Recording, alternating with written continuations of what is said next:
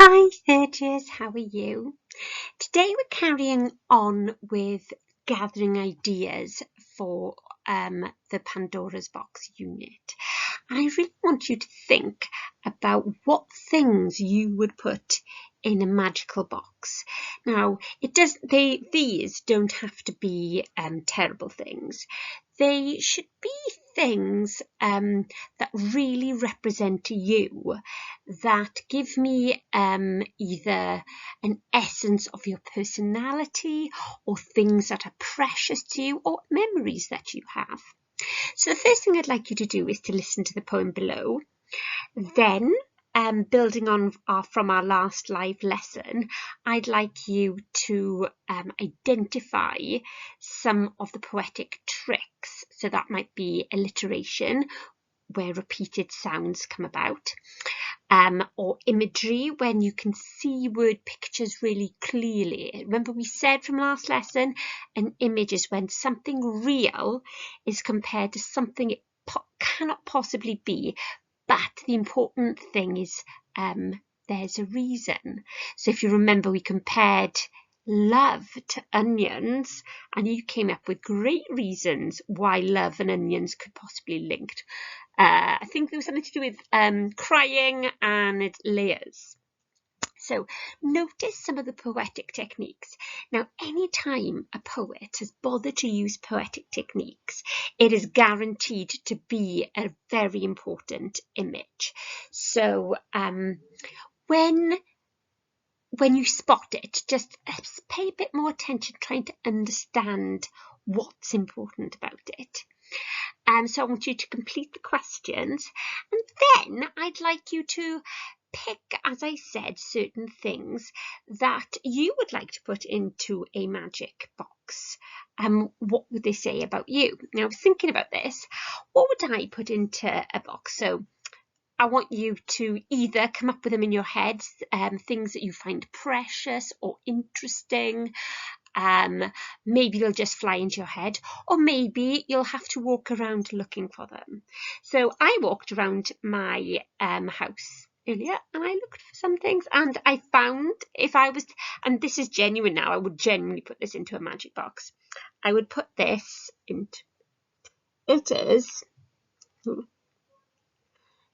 is a glass glass Christmas candle holder that belonged to my grandmother, and I have it out all year round. I don't know why, but I love it because it smells of Christmases in my grandmother's house. There's a scent of figs and Christmas and pines that has never really, I think, there's wax at the bottom of your old kind of candle wax, but it's got the smell of the essence of my grandmother's beautiful house at Christmas time, and I can almost sense the twinkling lights and the burning fig candles. She was a fan of fig candles, so that is something I definitely put into the box.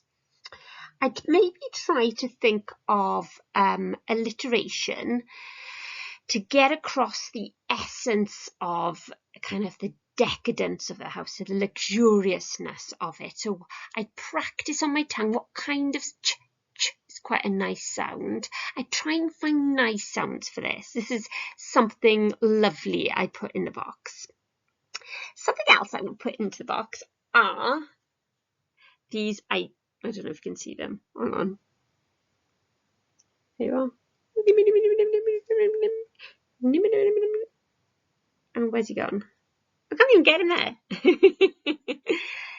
I put in my identical cats, ornamental cats with chipped crowns. Okay.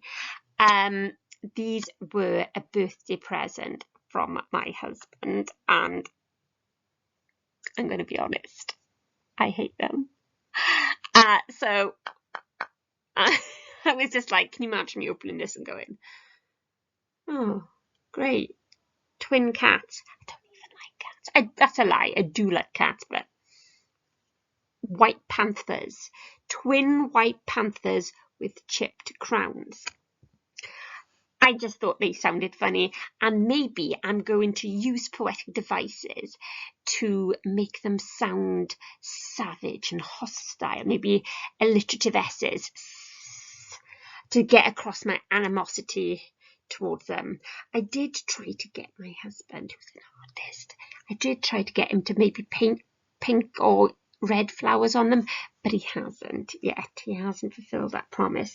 But part of me just thinks, well, they're a memory now. You know, there's a memory of always tell my husband what to buy me, because otherwise you get... Imagine I broke them. You'd so tell me, wouldn't you? Right, so that would be something else I put into my magic box. I'm really interested in seeing what you come up with. This is the ideas stage, but don't be random with your ideas. Think about how your ideas could translate into interesting language too. Okay, what image could I use for this? What alliteration might be associated with it? So yes, it's caught my interest because there's a memory associated with it, but how far could I push it?